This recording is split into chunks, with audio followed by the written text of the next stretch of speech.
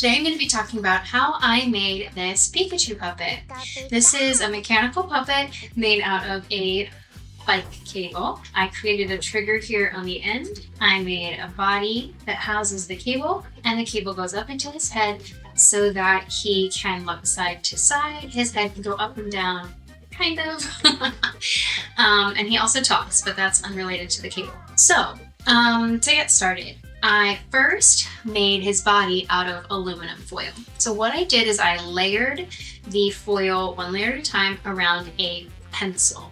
You can also use a reusable metal straw or a wooden dowel or something a little bit larger than the housing for the cable that you're going to be using.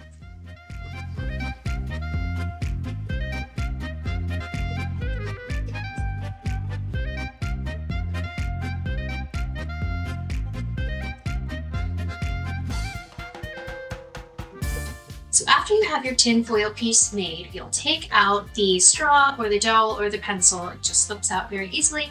And then you have a nice hole that your bike cable can fit into.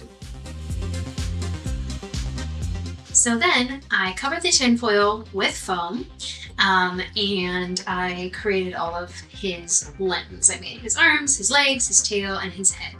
So this guy is intended to be worn on my shoulder. So what I would do is I would put the bike cable in. It's a bit awkward to do this while holding everything together, but I put him on my shoulder and I measured exactly where I wanted this to rest in my hand. And then since I already had the head and the body made, I was able to figure out how far up into the head it was going to go. Honestly, figuring out the length of bike cables for mechanical puppets is probably my least favorite task. I'm not very good at it, so I had to cut it several times to be exact. Luckily, I didn't have to waste any bike cables. It is really important that you get it the exact length that you need. It's best if when you're cutting this, you take the cable and the housing apart so that you don't have to try to cut the housing and not cut what's underneath it, the cable, when you're trying to get them different lengths, trying to only cut through the outer layer. So if you're at a phase in your puppet where you can still remove them, they're not attached to anything, take them apart, make a little mark where you want to cut it, and cut them separately. Now, it's not going to work properly unless you secure the housing separately from the bike cable. So I just hot glued the bike cable into the tin foil.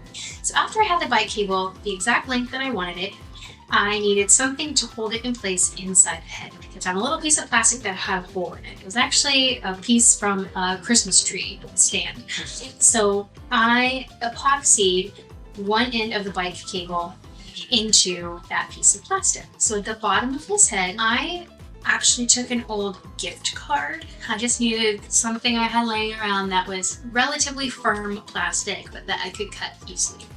I cut this slit into the gift card and then a little hole. That way I was able to slide the cable into this slit and it would sit nicely in this hole. So I then was able to glue that little piece of plastic that the cable was attached to the top of the gift card up here, and the cable's running through that hole, glue it in place and secure it so now that cable is attached to the inside of his head. So when I move the cable up and down, his head moves up and down, and when I move it side to side, his head moves side to side. Now, the big thing that I would do differently with this Pikachu, now that I've learned a bit more, is I would have adjusted where in the head I had it. What I needed to do was put a piece of plastic all the way at the front of his head, so that when I pushed the cable, the front moved up and down like this. But right now, it just does this. Next, I'm going to talk about how I adjusted the trigger of the bike cable to make his head move a lot more smoothly and give me a lot more control. So what I did was I used some moldable plastic and I made a little ball. I molded that right onto the end. Now on this one, I was lucky enough when I was measuring out the cable, I didn't have to cut one of the little metal ends off. So when I molded the plastic around that piece of metal down there, it sticks much better than if it's just a straight piece of wire. If it's a piece of wire, what I recommend is molding it around the wire, making sure you have a nice hole in there by moving the wire around a little bit so it's tiny bit bigger than you need and then sliding it out and letting the plastic harden. Then you can take some 2-part epoxy or an epoxy clay to really get that wire to stick into the plastic. And I love the moldable plastic because it's lightweight, really soft, and really easy to make. Later, I painted it to be a little Pokeball because that's what is going to be seen in my hand or the Pokemon trainer, cosplayer, or actor's hand as they're manipulating the puppet. So I thought it was cute to paint it like a little Pokeball. I used acrylic paint and a black Sharpie. You could also make this round ball just out of a piece of epoxy clay from the beginning, which I have done for other puppets as well. Now, I attached a spring here so that I didn't have to manually move the end up and down. I only have to push it to make it go up and release. I just used a little bit of 2-part epoxy to attach the spring to this piece of metal that was already there. If that piece of metal isn't there, you can use, again, an epoxy clay or something to attach the spring to the housing. Just be really careful not to get any of the epoxy or glue onto the cable because the cable needs to continue to move freely through that housing. The other thing I found was that he really can't move his head very well if he's all the way down. So if I pull this little Pokeball trigger down, I really can't move his head side to side very easily. So if I push up on this trigger just a little bit, then he'll be able to move his head a lot better. And you'll get a better look at this when I'm actually wearing it on my shoulder in a little bit. And that's how I made the trigger. So now for the detail work of this pup. I covered it in fleece and I hand stitched everything. I did not use a pattern for this puppet, so I wasn't able to sew the pattern pieces together on a machine or anything ahead of time. So I draped the fabric over, I cut out slits where I pinned together, where the fabric overlapped, cut off those pieces, and just hand stitched everything in place using the Henson stitch. I embroidered with black embroidery floss his mouth and his nose, and I did a complementary red and black and brown for all of the details. For these arms, I wanted the puppet to be able to move his arms, like if a child came up to the puppet and wanted to touch its hand, I didn't want it to be stuck in place. What I found was that when they were really loose, they were moving up towards his head and preventing it from being able to turn properly. So I put the arms on doll joints because, again, as I said, I wanted it to move freely. So these are attached using doll joints, which you can find at a Hobby Lobby or a local hobby store. Then I put magnets underneath the fabric and in his hand as well, so that he would just sit at this neutral until we wanted to actually move his arm. I also used some yellow thread to just give him little fingers and little toes. And I decided to use doll eyes. Originally, I was going to use, your traditional puppet eyes made out of a curved white ball and paint them to make it look more cartoon-like. But as I was looking at reference images online, I decided I actually really liked the look of the more realistic Pikachu, which was in the recent live-action movie. So he's kind of a hybrid between the cartoon, which is his whole body, and the eyes, which reference the more realistic looking creature. And I figured since he's actually come to life here on my shoulder, it makes sense to make him a little bit more realistic looking. So that's why I decided on that. The other part of the puppet that I really don't like is the back of his neck, but I had to attach something. If I didn't have this piece on the back of his neck, there was no limits to how far he could turn. So he would be able to turn looking almost to the back, and I didn't want that to happen in a performance. So I put this little piece of fleece on the back, and this took a lot of trial and error to get it in the exact right place. A 1/16 of an inch to one side or the other made him look too far to one side and not far enough to the other side. So I got it in the exact right place so that he was able to turn his head pretty equally side to side. So now I'm going to talk about how I made the Pikachu puppet attached to my shoulder. But one thing I really don't like to do is make things that I don't have to make. So I just ordered a shoulder brace on Amazon. I'm going to link to the brace that I used, but honestly, anything that's going to cover anywhere where a normal t-shirt like I'm wearing today would be is going to work fine. Looks like this. This shoulder brace originally had another piece of neoprene that came over like this, and I just cut that off. I didn't want this shoulder brace obviously to show if I'm doing any kind of a costume character or performance or cosplay. So I made the clothes fit around this shoulder brace. Now, If your puppet is larger and this part underneath their feet is going to show, the first thing you might want to do is attach a piece of fabric to the shoulder braces. In this example that I am going to show you, this is for the character of Ash. So Ash wears a blue vest. So the blue vest is on the outside.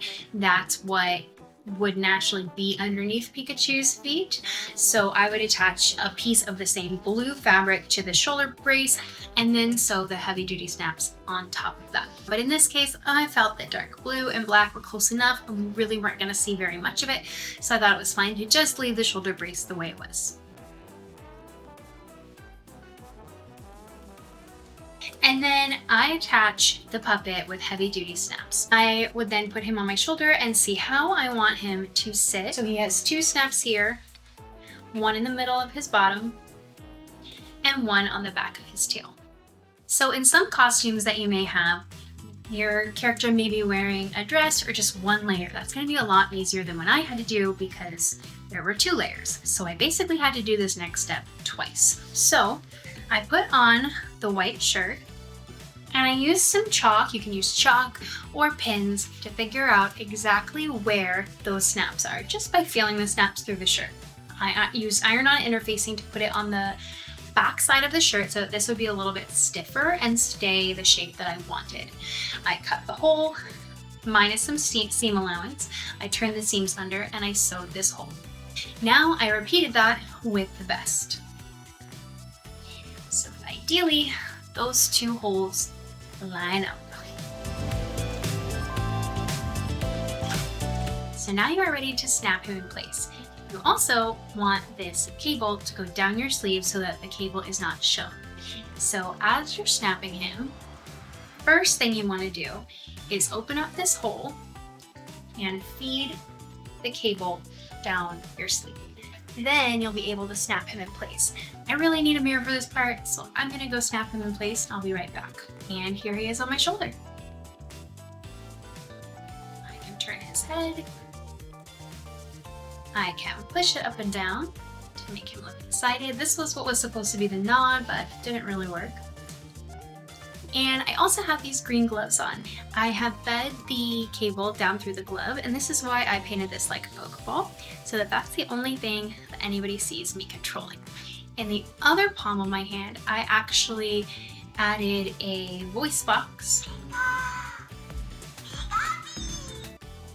And I can subtly just squeeze my other hand. And this is the puppet all together. And now, stay tuned to see this puppet completely in action.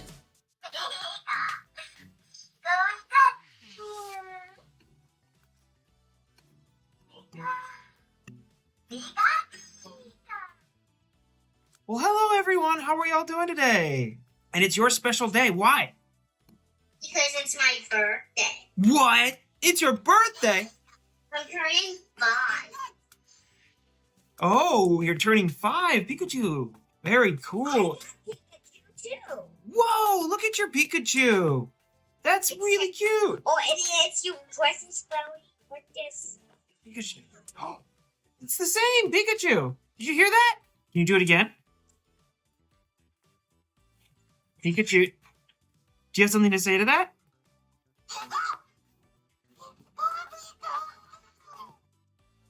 And thank you for watching this tutorial on how to make a mechanical puppet that sits on your shoulder. If you like this video, please subscribe and leave any questions that you have in the comments. See y'all later!